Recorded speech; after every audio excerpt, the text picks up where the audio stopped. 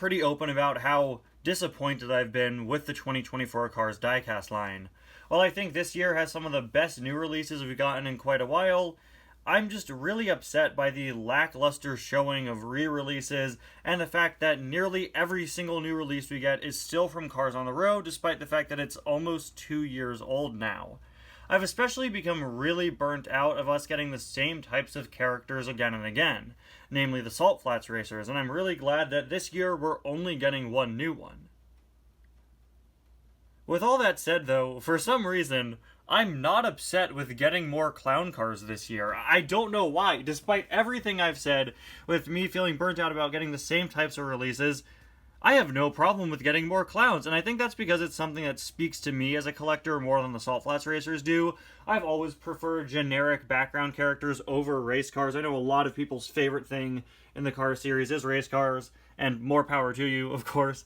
But to me, I've always preferred just getting generic background vehicles. I always say I love getting modern American vehicles, very helpful for a series, and the clown cars does that. The clown cars do that. That would be proper grammar there. And they also just have a fun twist. It's really fun to see what pre-existing car types will get a clown car next. You know, there are so many in the show reusing so many different pre-existing models from throughout the car series.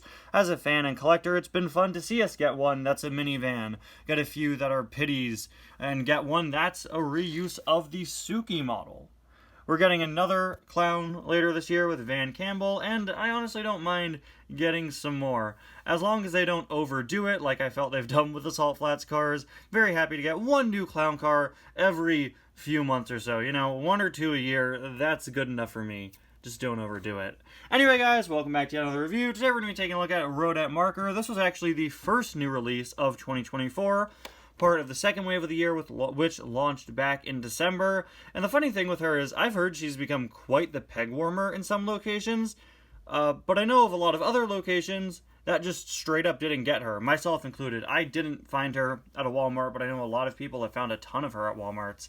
Her case just never came into my stores for whatever reason, and I actually ended up finding her at a Wegmans, so yeah, sure, cool.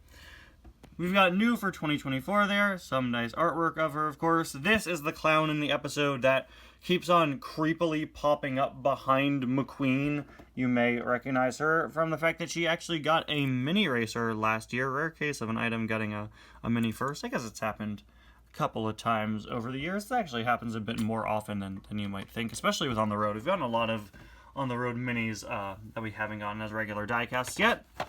On the back of the packaging, you can see, as seen in Cars on the Road, with McQueen, the Pitstoposaurus, Cryptobuster Mater, Motto, Mallory Carhut, and Adam Rodriguez. I've reviewed all of those at some point. Mater and Adam have been more recently. Now let's pop her out of the package here, and like I said, it's really fun to get a new car of the Suki Harumi Chisaki model. I am using my Suki for comparison because it's a Thailand release, so presumably these two would use the exact same mold, and yep, they do. Same bow tie, I assume. Same everything, as you would expect. Easily, I guess the shaping is a little different, but hey, that's to be expected sometimes. Of course, this is a car with a unique mouth, so the mold maybe being a tiny bit different makes perfect sense. You can see maybe there's a little difference in shaping there, I think around the hood. But again, you know, a new mouth requires a new mold. And, oh yeah, she also doesn't have headlights. Huh. That's pretty interesting. Or, well, she doesn't have the same type of headlights. They are accurate to the show. Yeah, cool. So this is actually a unique mold that's just a carbon copy of the Chisaki Harumi mold, but with a little bit of change to account for the smaller headlights. I really like that. You can see the hood is the same shape and everything. They basically just copied and pasted this pre-existing mold, but changed the front here, which caused a little bit of changing and shaping. I think that's pretty cool that this is a unique mold. I feel like back in the day, Mattel would have just reused this mold, but no, they went out of their way, despite the fact that Suki, Chisaki, Harumi are all very frequently on store shelves, despite the fact that Thailand has made them. It's really cool to see that they went out of their way to make a new mold specifically for this character, just to have the fact that the headlights are slightly different. Now, easily, I think the biggest letdown with this item is the fact that she doesn't have the creepy face from the episode. Instead, they gave her a pretty generic, sad clown face. I was really, really hoping she'd get the creepy face, because again, the whole joke with this character is she keeps popping up behind McQueen all throughout the episode, and it seems like the mini did replicate that, at least to some degree. I really would have preferred that over the sad clown face. When images for this first surfaced, I was upset with that, and also upset with how far apart the eyes are. It just doesn't look right to me. It's not as bad as some other characters we've gotten with really far apart eyes over the years, but it always does look strange when the eye spacing on a character just doesn't look right. Also, maybe bigger eyes would have worked better. I don't know.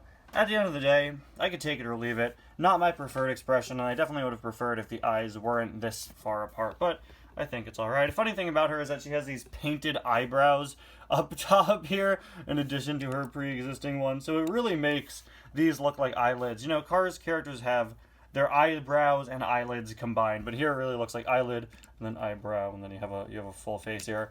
I really love this vibrant yellow color used for the mirrors, and the little bow spoiler up here. Very funny mouth there. Whole ton of lipstick.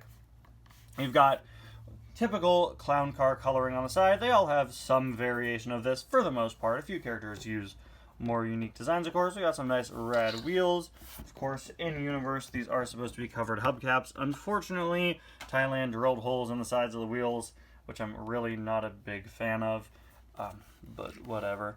Moving on to the back, we can see her license plate is upside down. Woo! I think I heard about this. Yeah, I'm pretty sure all Roadettes had an upside down license plate. I forgot about that. Okay, so it is CO816F, looks like.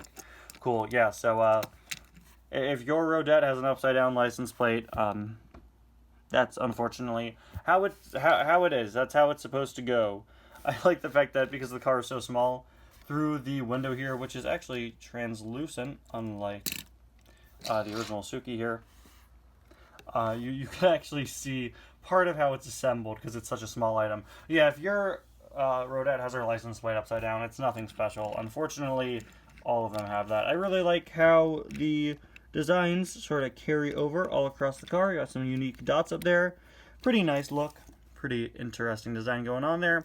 Similar, yet different to the other cars that are clown cars, of course. What really makes this one stand out is the fact that, you know, it's a reuse of the Suki mold, or I guess a new take on the Suki mold, and, of course, this is one that's a bit more prominent in the episode. Anyway, guys, thank you so much for watching. I'll see you guys next time. Bye now.